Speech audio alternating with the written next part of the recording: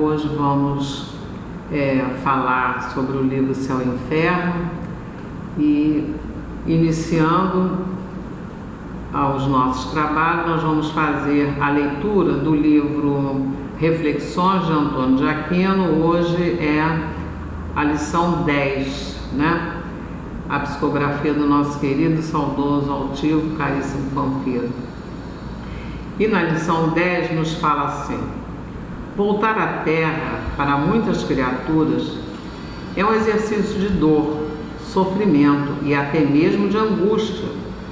Para outras é apenas a volta ao convívio com as forças das quais realmente jamais se desligaram. Seja qual for o ângulo de que se analisa a questão, vejamos no retorno à vida corporal uma das maiores bênçãos que Deus oferece ao espírito humano. Lindíssima mensagem, né? Agora, meus irmãos, vamos unir os nossos pensamentos e rogando a Deus a proteção para o nosso estudo da noite de hoje.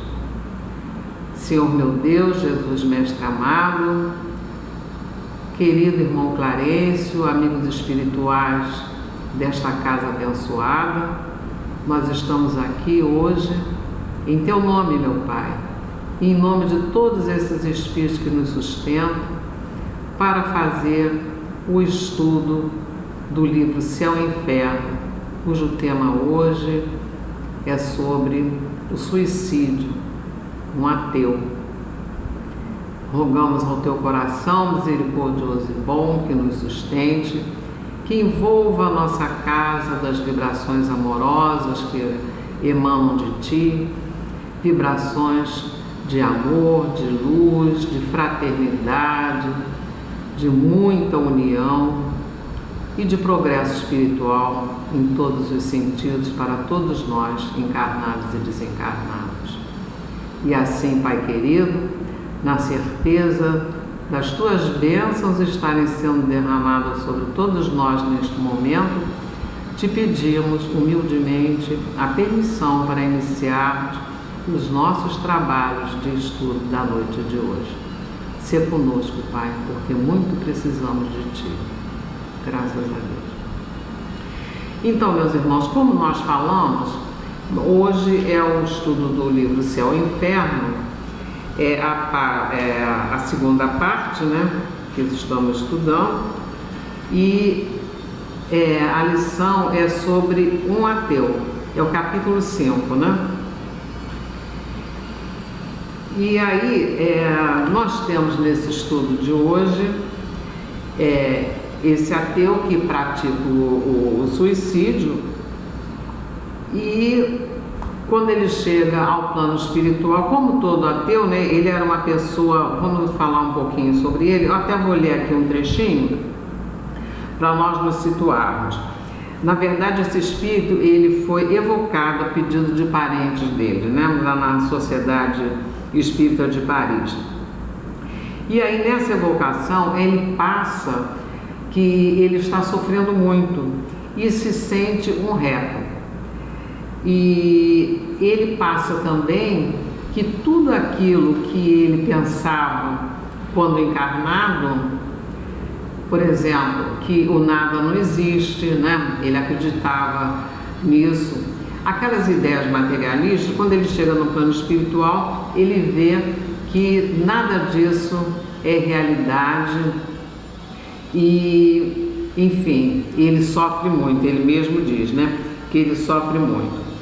Aí fazem a pergunta a ele, né, os médicos fazem a pergunta se a morte dele foi voluntária. Ele diz que sim, ele diz que foi voluntária e que aí ele fica muito irritado, muito agressivo, né?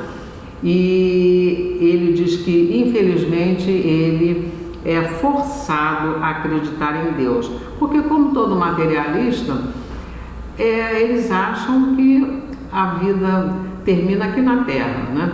Eles veem o corpo nosso, que é material, corpo físico, né? Como término de tudo. E aí nós vamos refletir um pouco sobre a importância e a grande bênção que é a doutrina espírita nesse sentido. Porque a doutrina espírita nos dá não só a certeza da continuidade da vida, né, de uma outra vida depois da nossa aqui na Terra, como também nos dá a certeza de que tudo aquilo que nós fazemos aqui na Terra, seja bom ou ruim, nós vamos levar para o plano espiritual.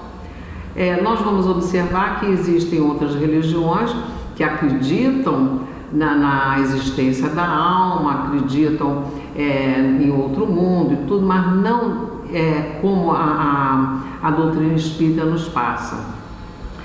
E então esse irmão, ele comete o suicídio com afogamento, né? E ele, ao chegar lá, ele vê que aquela sensação de afogamento, que ele achava que depois que tivesse se afogado, que tudo terminava, aquilo continua, né? Continua porque o corpo já não existe mais, mas o espírito, ele tem a continuidade dele, né? Nós fomos criados justamente para a nossa evolução como espírito. Fomos criados pelo amor infinito de Deus, com toda a bondade de Deus, e destinados à felicidade e à perfeição. Então, ele vai vendo que aquela sensação, aquela angústia do afogamento, ela não termina ali com a morte do corpo, ela continua. Então, ele sofre profundamente com aquela situação. E ele nos diz assim, aí os médicos perguntam a ele aqui no item 7, tende a bondade de nos descrever do melhor modo possível a vossa atual situação. Aí ele responde, sofro pelo constrangimento em que estou de crer em tudo quanto negava. Meu espírito está como num braseiro, horrivelmente atormentado. Aí no item 8, o médico pergunta, de onde provinham as vossas ideias materialistas de outrora?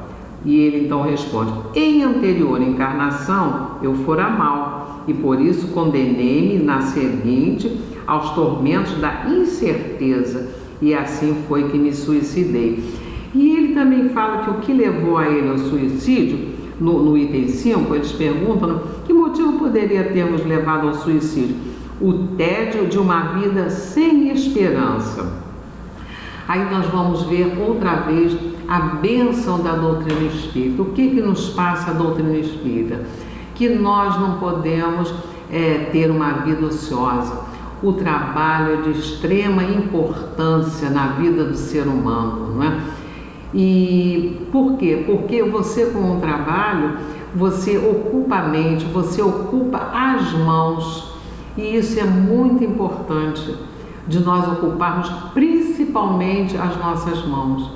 Nós não temos noção da importância das nossas mãos e dos nossos braços para a sustentação do nosso espírito. Porque com as mãos nós podemos fazer tantas coisas boas, né? Trabalhos, como é que se diz, artesanais, como nós temos aqui no nosso centro. Naquele momento que nós estamos trabalhando os artesanatos que são confeccionados, seja aqui, seja outra instituição, nós estamos, na verdade, transmitindo a nossa vibração de amor para aqueles que a gente não sabe quem vai receber aquilo, não é? Então é importante também, naquele momento, nós estarmos com as nossas mentes ligadas em vibrações positivas. E o trabalho nos auxilia muito nesse sentido. Eu me lembro muito que lá na Malé, há anos atrás, quando nós trabalhávamos lá com o nosso querido Altivo, chegavam as pessoas lá com a cabecinha totalmente destrambelhada e o Altivo botava para trabalhar. Não vai trabalho mediúnico, obviamente que não vai poder. Chegava, mas eu estou sentindo necessidade de trabalho mediúnico. Não, minha filha, o meu filho, você vai trabalhar mediunicamente, mas nós agora, no momento, nós estamos precisando de uma atividade tua dentro de um trabalho físico, vamos dizer assim. E colocava as pessoas para varrer a malé, colocava as pessoas para secar a louça, para botar banco daqui e dali, enfim, arranjava um trabalho para ocupar aquelas pessoas naquele momento. E as pessoas assim, poxa, Altivo, essa pessoa totalmente destrambelhada, assim, mas ela, através desse trabalho, ela está se sentindo útil e vai começar a se identificar com as tarefas no bem. E esse irmão, ele coloca exatamente isso. A ociosidade dele, né, a falta de esperança, não tinha mais objetivo de vida. E isso é uma coisa fundamental para o ser humano. Nós não podemos perder o nosso objetivo de vida, seja em qualquer idade que estejamos. Quando somos novos, temos os nossos objetivos de nos formarmos, de terminar nossa faculdade, de arranjarmos emprego e vamos trabalhar. E quando nós nos aposentamos, o idoso tem que ter isso em mente, tem que arranjar alguma atividade que seja útil aos semelhantes, né? Para poder canalizar aquelas energias, não é se entregar, porque quando a pessoa se entrega à ociosidade, quando ela perde aquele objetivo, ela acaba se deixando envolver por entidades espirituais, né, que se comprazem naquilo e começam sugando a energia da pessoa e levando a pessoa a refletir de uma forma errada. E foi isso que aconteceu com esse irmão. Ele era materialista, ele achava que tudo ficava aqui na Terra, que não existia outra vida. Ele já não tinha mais esperança de nada e ele então pratica o suicídio. E quando chega ao plano espiritual, ele vê que as coisas não são bem assim, né? Ele vê que a vida continua, ele vê que a justiça divina se faz e que a bênção infinita de Deus nos dá a oportunidade de novas encarnações, e ele vai ver que as próximas encarnações dele vão ser dolorosas porque ele tirou a vida do corpo físico, né? Que é uma grande bênção de Deus, como nos falou ali a mensagem de Antônio de Aquino. E aqui ainda na lição de hoje, nós vamos ter também que esse companheiro, esse ateu, ele tinha um irmão que também foi avocado a pedido dos parentes, e esse irmão também materialista, com ideias materialistas, mas ele desencarna de morte natural, ele não pratica o suicídio. E nós vamos então observar a diferença de postura de um e de outro no plano espiritual. Esse irmão dele materialista, chega no plano espiritual e vê que as ideias que ele tinha aqui na Terra eram ideias erradas, mas ele não se revolta, ele começa a entender os desígnios de Deus e se tranquiliza, né? Aí o médium que faz a evocação pergunta a esse espírito ateu se ele quer ver o irmão, e ele diz que não, que naquele momento ainda não está em condições de ver o irmão dele. E o irmão também, aí comentam com o irmão diz que ele tenta buscá-lo na espiritualidade, mas que ele foge dele, né? Por quê? Porque ele vai fugir daquela realidade que ele não tem como. Ele quer fugir da realidade em que ele está vivendo, né? Que as ideias materialistas, elas só levam o espírito que é imortal à derrota, né? Que só acarreta mais dificuldades no crescimento espiritual, e ele então ele diz que infelizmente ele é obrigado a acreditar naquele Deus. Aí nós lembramos também do nosso querido, no livro Memória de um Suicida, né, do espírito de Camilo Castelo Branco, que ele passa exatamente isso. Quando chega ao plano espiritual, que ele também se suicida, né, quando chega ao plano espiritual, ele nos passa das dificuldades dele, ele nos passa que ele viveu muito tempo vivenciando o momento da morte do corpo físico, porque para a pessoa que pratica o suicídio, acha que termina ali, né? Morreu o corpo físico, acabou. Não. E Camilo Castelo Branco passa para nós que aquele momento do desencarne, né, da saída do corpo físico, ele perdura, às vezes, por vários e vários anos, né?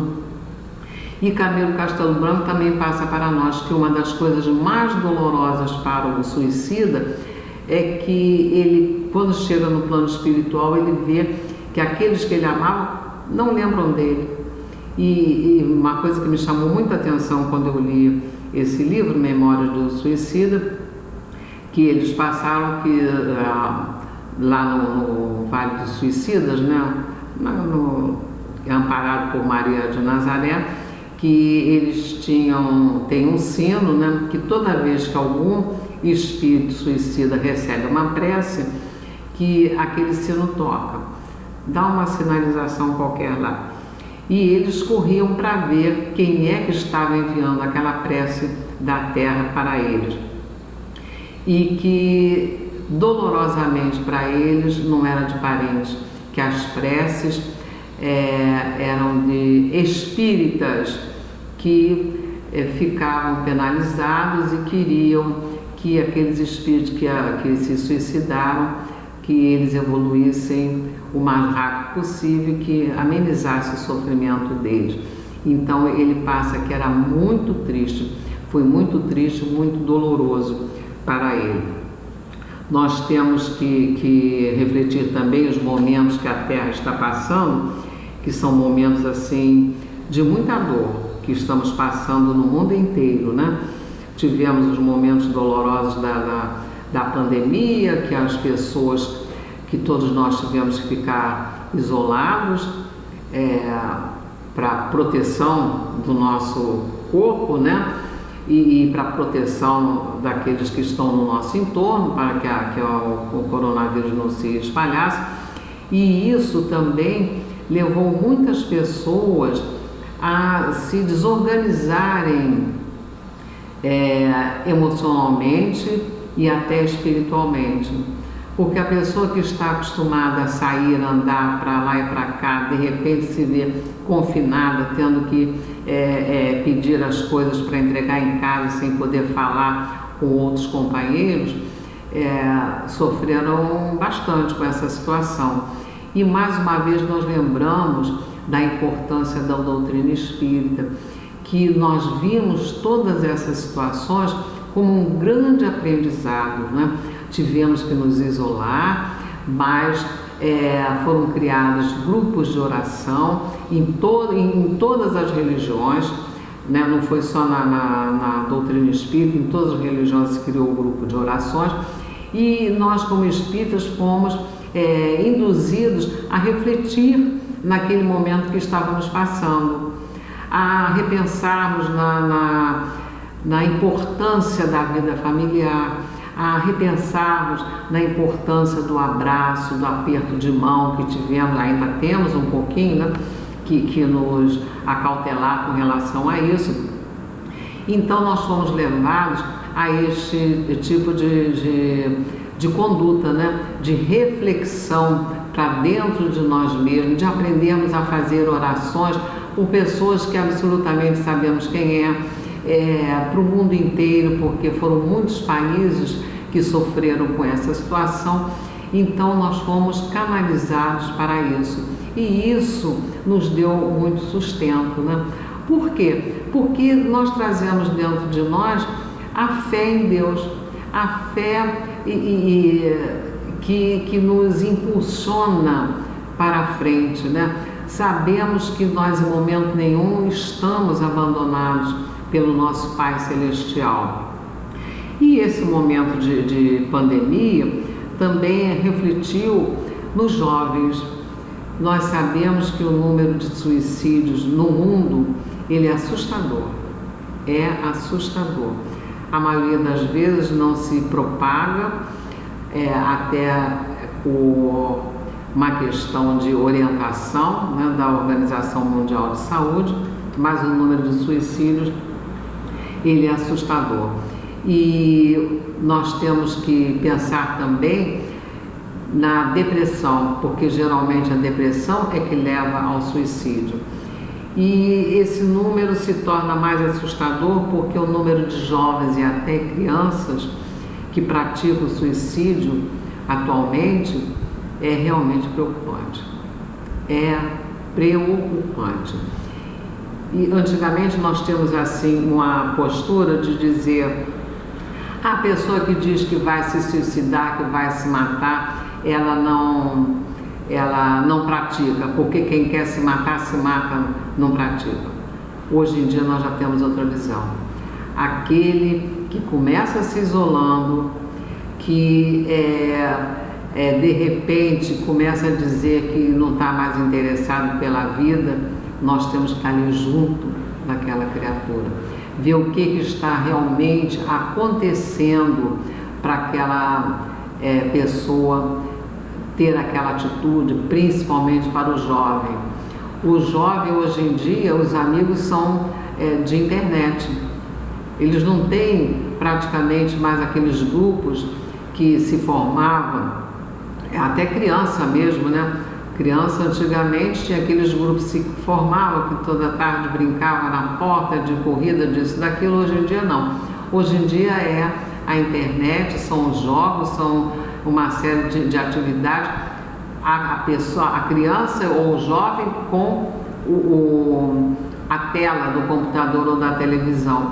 E isso aí realmente faz muita falta, esse contato humano.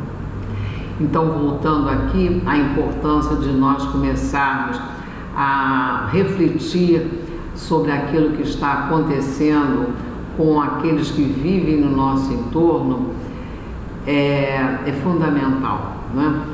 Às vezes a pessoa está passando por momentos difíceis e se cala e se fecha, e nós até por uma questão de comodismo deixamos que a pessoa tenha que está no momento dele, e não é assim. Isso pode ser na nossa família, isso pode ser na nossa comunidade, isso pode ser dentro da casa espírita, da casa religiosa. Então, quando nós vemos um companheiro se afastando, um companheiro que falava ficar um pouco mais calado, é um momento de nós nos aproximarmos dele para sabermos realmente o que nós podemos fazer para ajudá-lo. E como espírita, nós não podemos também descartar a influenciação dos nossos irmãos equivocados, vamos falar assim, que tentam de nos desviar dos princípios que nos levam à perfeição, que nos levam ao Pai.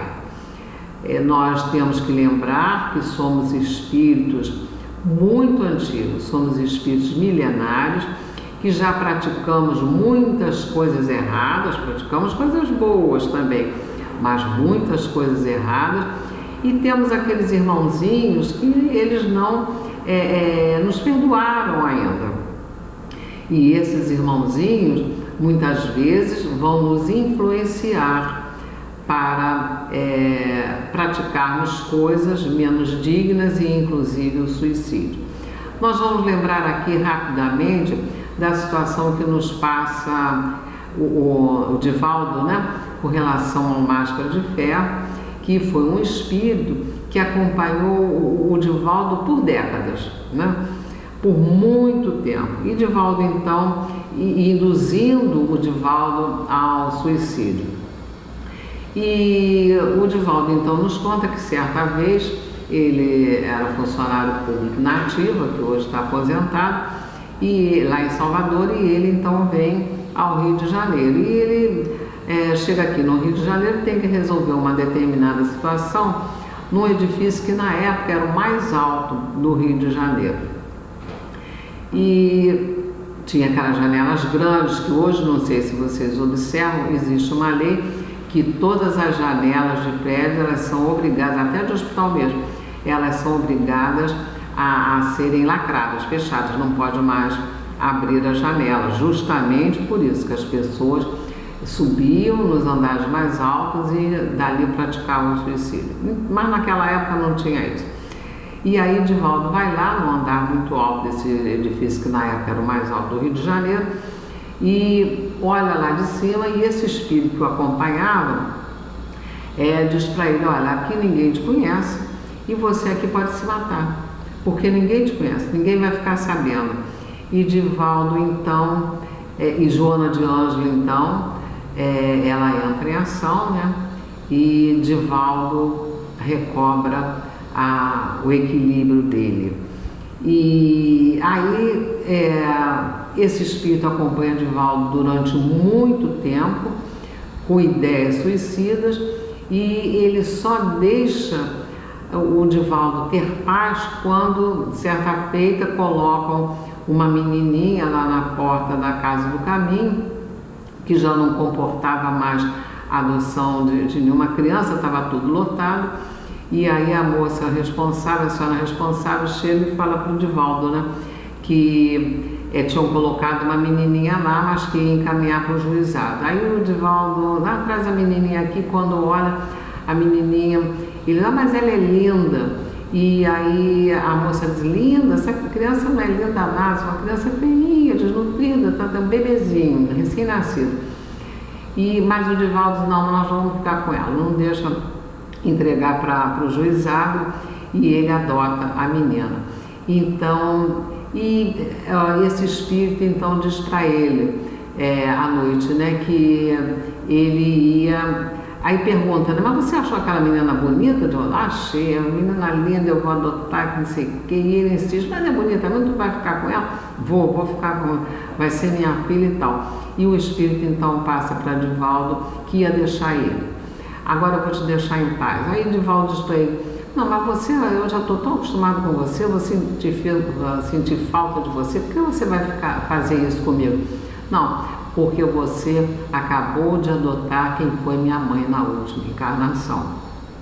E essa menina cresce, e o Divaldo, até a última vez que estivemos com ele, diz que o relacionamento dele com essa criança é muito difícil. Ele nunca conseguiu um abraço dessa criança, né? Porque ela trazia as mágoas do passado. Então, meus irmãos, nós temos que refletir muito nisso, né? E pensarmos naqueles que estão em torno de nós e ajudarmos sempre que possível, porque essa é a nossa tarefa aqui na Terra, é de fazer o bem sem olhar a quem, é de a cada dia que amanhece, a primeira coisa agradecer a Deus pela nossa vida e nos colocarmos à disposição de Deus para a obra da criação dele, que é uma obra de amor, é uma obra de paz, é uma obra de progresso espiritual para nós chegarmos a espíritos perfeitos, que é o nosso destino. E então, agora vamos fazer rapidamente a leitura do Evangelho segundo o Espiritismo, capítulo 5, versículo 24, para nós encerrarmos nosso estudo da noite de hoje, e que nos diz assim, eu vou ler só um trechinho. Ele diz assim: a verdadeira desgraça. Todos falam, peraí, não, acho que é o 25, não sei se é o 24 ou 25, peraí. Acho que é o 24. Todos falam de desgraça, todos já experimentaram e creem conhecer as suas múltiplas características. Eu venho vos dizer que quase todos se enganam e que a verdadeira desgraça não é de forma alguma a que os homens, isto é, os desgraçados, supõem. Eles a veem na miséria, no fogão sem fogo, no credor que ameaça, no berço vazio, sem o anjo que nele sorria, nas lágrimas, no féretro que se acompanha de cabeça descoberta e o coração despedaçado, na angústia da traição, no desnudamento do orgulho que queria se vestir de púrpura e que, com dificuldade, esconde sua nudez sob os farrapos da vaidade. Tudo isso e muitas outras coisas ainda chama-se desgraça na linguagem humana. Sim, é a desgraça para aqueles que não veem nada além do presente. Mas a verdadeira desgraça está nas consequências de um fato mais do que o próprio fato. Dizei-me se um acontecimento feliz para o momento, mas que tem consequências funestas, não é em realidade mais infeliz do que aquele que inicialmente causa grande contrariedade acaba por produzir o bem. Dizei-me se a tempestade que despedaça vossas árvores, mas que purifica o ar dissipando os miasmas insalubres que poderiam causar a morte, não é antes uma felicidade do que uma desgraça. Então, que nós possamos ter a força necessária para superarmos todas as vicissitudes da vida, segurando nas mãos de Deus, nosso Pai, dos Espíritos amigos, e que possamos entender e ter a certeza de que aquilo que no momento nós achamos dificuldades, achamos problemas, né?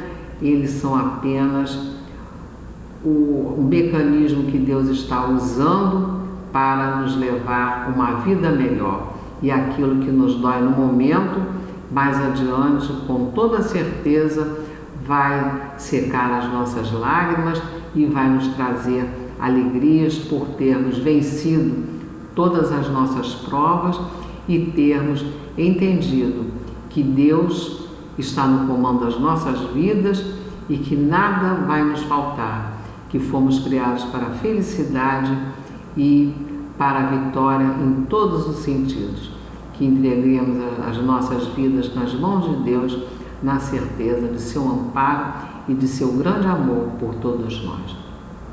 Então agora, meus irmãos, agradecidos, vamos fazer a nossa prece de encerramento, na certeza das bênçãos de Deus sobre nós.